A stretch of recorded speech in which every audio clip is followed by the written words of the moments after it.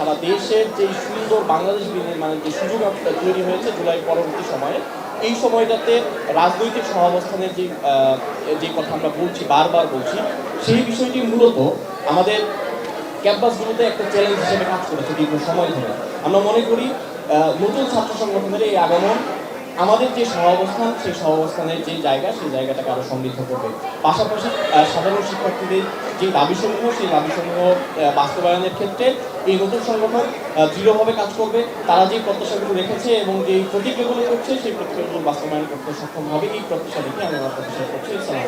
আজকে বাক স্বাধীনতাকে রুদ্ধ করার ক্ষেত্রেও চেষ্টা করে বাংলাদেশে যা হচ্ছে, সেই যে প্রবণতাগুলি, সেই প্রবণতাগুলি আমরা এখানে বাম ডান যে ধারা রাজনীতি করি না কেন, আমরা আমাদের সংবেদনশীলতার জায়গাগুলো থেকে দেখব এবং এই জায়গায় থাকবো যে একজনের গণতান্ত্রিক অধিকার হরণ হওয়া মানে প্রত্যেকের গণতান্ত্রিক অধিকার ঝুঁকির মুখে পড়ে যাওয়া।